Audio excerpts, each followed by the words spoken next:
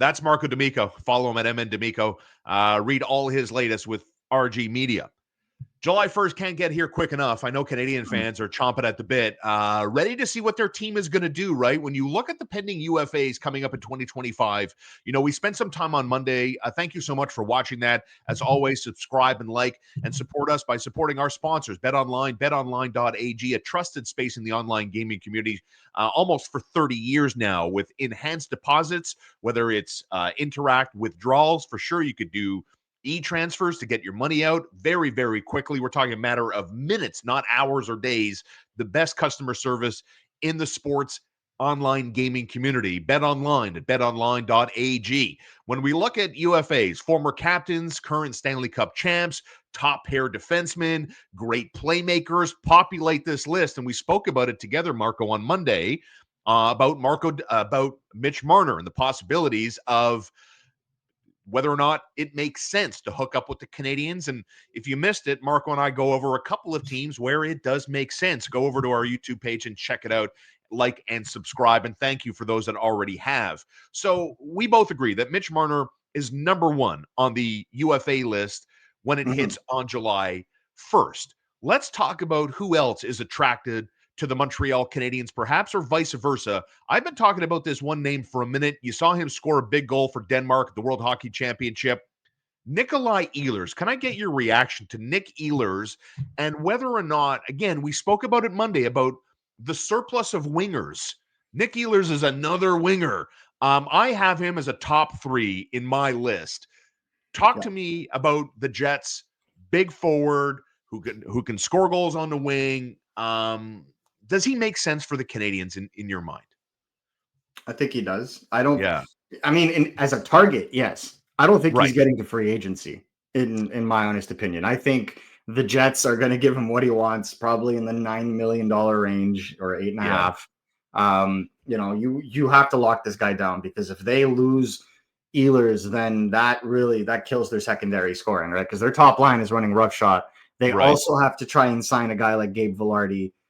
So to me, RFA, right? Yeah, exactly. And that could get messy. He could potentially be an offer sheet candidate as well. So they got to balance that. They have some money. They also have to sign Dylan Samberg. They did sign Winnipeg also signed Neil Pionk to a long-term deal. So, the next on the docket is going to be Ehlers. And you heard Kevin Cheveldayoff say, hey, we want to make him a Jet for life. So when you think about making him a Jet for life, to me, he would, when Jeff Gordon was talking about play driving wingers, he's a guy I think could really bring that out of a guy like Ivan Demidov, notwithstanding them improving at the center position. Right.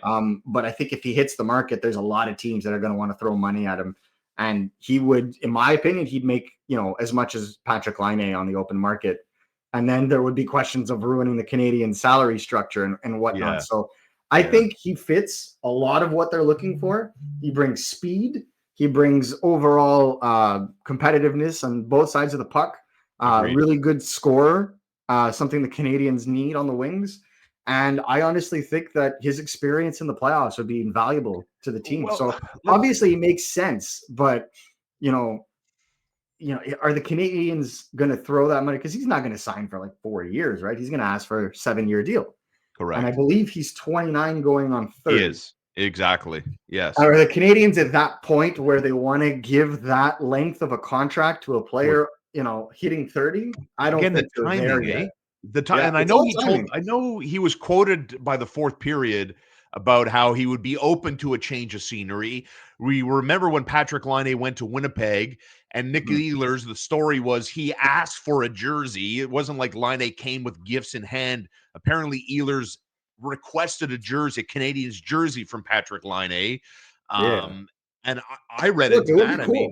It would be cool, but I think, it would have to be a perfect fit because, again, 63 points in 69 games. It's almost a point per game in a contract year. And there were some injuries. There has been injury trouble in the past couple of seasons. He was good last season, but a little bit this season and a whole lot more before. 100%. So, again, you just got to be careful because if you lock yourself in, then you have to, you lock yourself in long term. So, again, the age and the timing. Yeah. Yeah, it's all his age and timing. And I feel like that's going to be kind of an answer for most of these free agents. Right. But again, like it's difficult when it comes to an Ehlers because he would instantly improve this team. I think that they would be able to get into the playoffs with him there and not necessarily having to get like a bona fide number 2 center. I think they can get a stopgap and still make the playoffs if they get a talent like him in their lineup. But what I will say is, we heard Kent Hughes kind of talking about not putting blocks in front of his prospects. And we kind of talked about this as well last week. Like, do the Canadiens have a top 6 player in that's coming up in their prospect pool? The only one, arguably.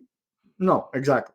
Yeah. Well, we'll see what happens with Joshua Roy, but the only one that comes to mind is Michael Hage, right? So exactly. Yes. Agreed. That's the thing. Either you have a guy like him where you sign him long term, he's there, he brings the leadership, and then when a guy like Michael Hage is ready, well, now you got a Demidov and an Ehlers to come in and really kind of take things and we're talking like a year from now at the earliest, to kind of come in and allow you to get settled. And Ehlers was really good at doing that for a guy like Cole Perfetti in Winnipeg. Cole Perfetti playing at center at times, he had a guy like Nick Ehlers kind of help him a lot in that regard, and the same could be said with Nemesnikov. Right. So to me, he would be a good, we talk about this, like pure fantasy wise, fit 100%.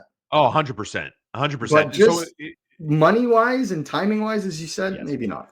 So if we could go through this next name, which I think is probably it's gonna sound similar to the dissection of Nick Ehlers and whether or not it's a viable option, is 29-year-old center Sam Bennett. Sam Bennett is a trap. Okay, so let's walk through this here for a second, because I'm going to tell you what makes sense in my mind. You know what I mean? Yeah. Like when it comes to Bill Zito, the GM in Florida, has spoken very complimentary, as he should, about his core piece, right? And when he talks about Sam Bennett.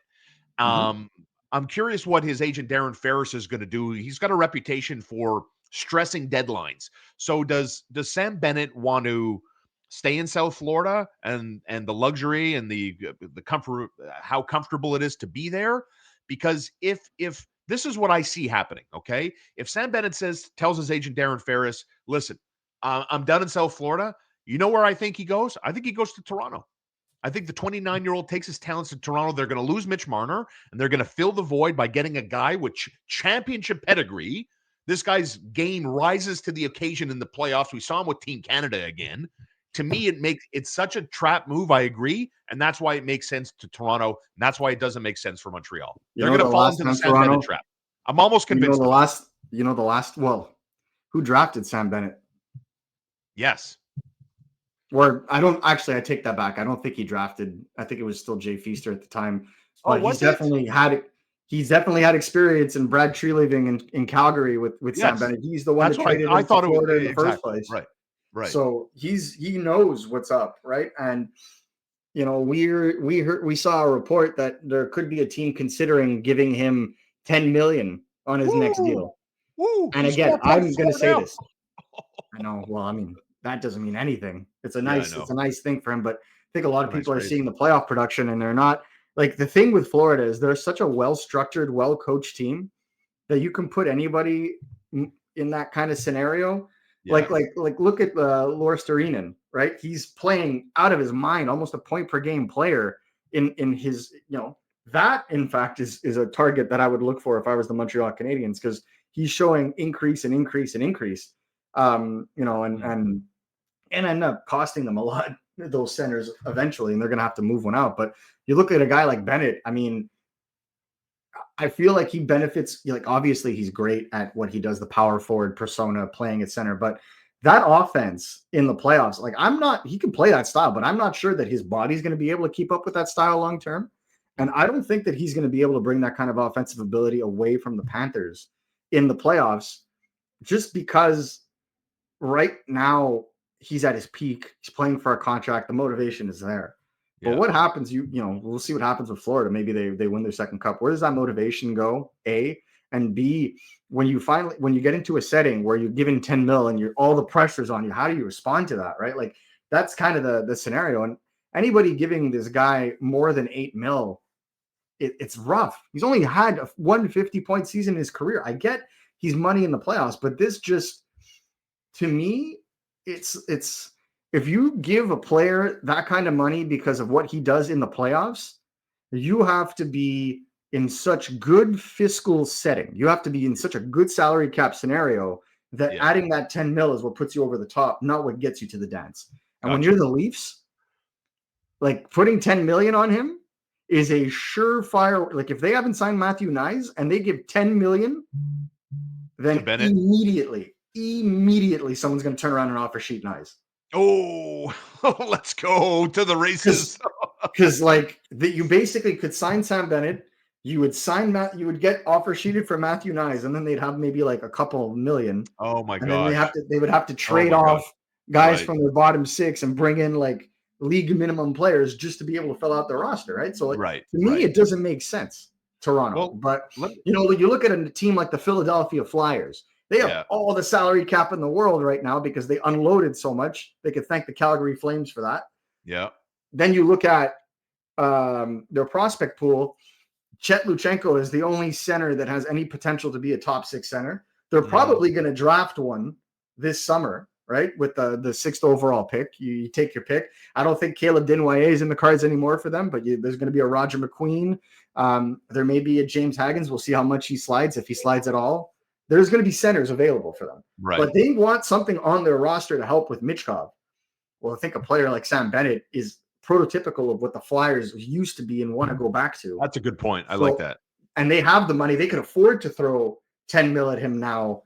But the thing is that they're not competing right now. So does it really make sense for them to go that hard at free agency? And no, it doesn't.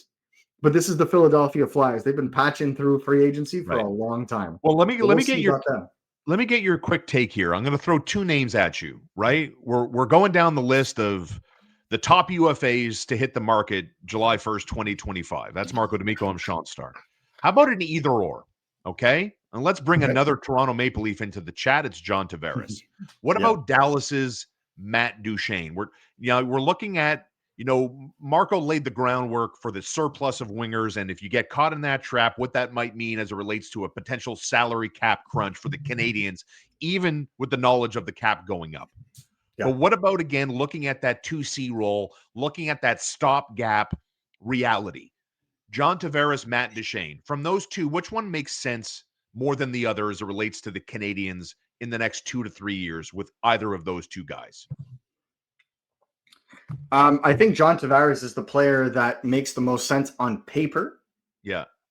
Right. I think he would provide the leadership. He would provide the physical capacity. He's, really solid on the power play. He would be a huge help in winning faceoffs on the power play and obviously be a solid piece at 5-on-5. But I don't think he would come to Montreal. No, I really, really don't see him coming to Montreal. Didn't afford the Canadiens an interview when he was becoming a free agent. And, to me, if he goes anywhere, if he leaves Toronto, I think he'll go to the States. I think at that point, and I don't think he's leaving Toronto personally. I think my 2 cents, I think they'll work something out, a deferred salary deal of any sort. They'll make it work to make the money and the cap work. Sure. But I think Matt Duchene, you talk about the Dallas Stars, Matt Duchene makes more sense from an asset perspective because, and I'm not going to call him old here because we're literally the same age. But, Matt Duchene is, getting into his mid-30s. Yeah. I don't think he's going to be able to request a 4-year, 5-year deal. I think it may be more along the 2 to 3 year deal, right? Yep. Because you don't want to sign him. You don't want to give him a long-term contract because anything could happen injury-wise. But at the same time, this is a perfect kind of stopgap for a guy like Michael Hage to play behind. And at the same time, it would be a short-term deal. So if the Montreal Canadiens were talking about not wanting to give big money long-term contracts, well, what about big money short-term contracts, right? Well, that's it. Like he's a $3 million cap hit. He's going to ask for way more now. and he's had obviously, he's put together back-to-back strong seasons and on a very, Yeah. very good contending Dallas team. Yeah. It sounds like you think Matt Duchene makes a lot of sense for the Canadiens. Yeah. Checks a lot of I boxes. think the third time's a charm with Matt Duchene and the Montreal Canadiens. They came close the last time he was a free agent and Correct. Ended up signing in Nashville. That didn't work out. And then he's not going to go back to Dallas. I feel like, and he grew up with Canadiens fans. Like it would make a lot of sense. Oh, I love it. And to me, like a 3-year deal, $8 million range fits right in. Mm-hmm. And I think, he would understand what he's walking into and we would respect what he's walking into. And I think the Canadiens would have a very precise plan of helping him bring along a guy like Ivan Demidov. And, you could throw whatever winger you want there, be it line A or whatnot, to complete that second line. But then you'd have a legitimate second line and then you're running, right? So that's an option. But if you're Matt Duchene, you don't got much time left. Do you really want to sign with a team that's like slowly starting to reach phase 2 of a rebuild? Right. Or do you want to go to a contending team? But then again, do you want to get paid? Right. So like that's where the pros and cons come into it. Another guy, and I'll ask you what you think about this. Another guy happens to be a Dallas Star as well, Mikael Granlund. Yes. Love it. Love it. Love it. Love it. He was, Darren Dreger was telling us on TSN 690 about how valuable, how coveted he was in San Jose. Yeah. And what he meant to that young team on the come up. And it's not, it's not commonplace.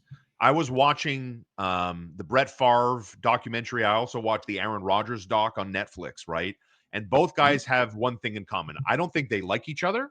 And the other thing they have in common is they're not teachers. Favre didn't want to mentor Aaron Rodgers. Rodgers wasn't all that inclined, but I think he took it reluctantly to mentor Jordan Love in Green Bay, right?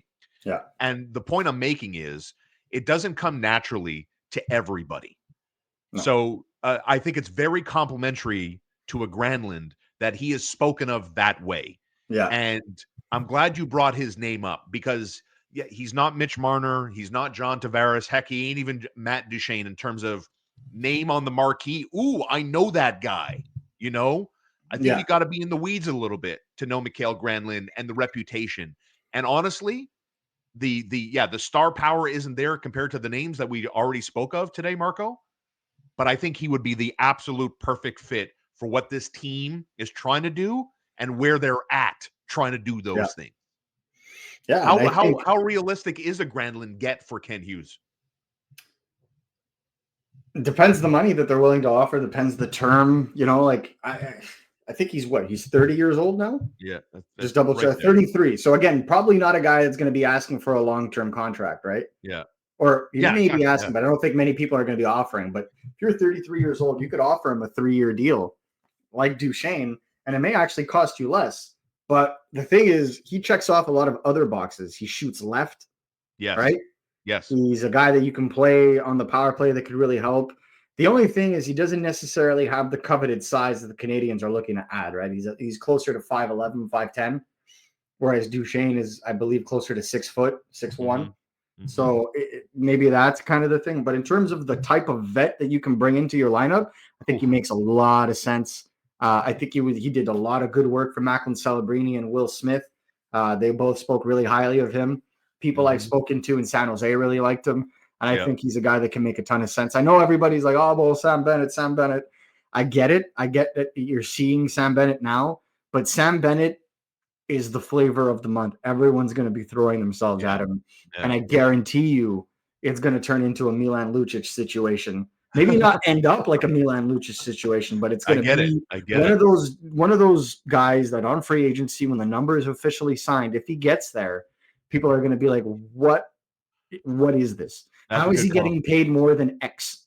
Yeah. Right. And I think that's the key, right? When a Sam Bennett makes more than, and people are going to compare Nick Suzuki, for example, the two don't, that doesn't make sense to do because Suzuki signed right out of his entry-level contract. Compare apples to apples. How does a guy like Sam Bennett make more than, I don't know, Nikita Kucherov? How does he make more than, there's going to be a lot of players he's going to make more money than, or about the same amount as, and you just got to think to yourself, like, does that make sense?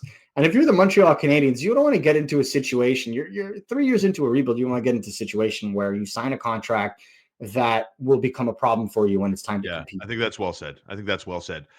You can find us on Apple Podcasts, iHeartRadio, Spotify, YouTube.com. You can follow Marco D'Amico at MN D'Amico. Like and subscribe. Marco, thanks for an outstanding week. And we're back next week with fresh content and more storylines to develop as they develop in real time. Marco, thanks as always.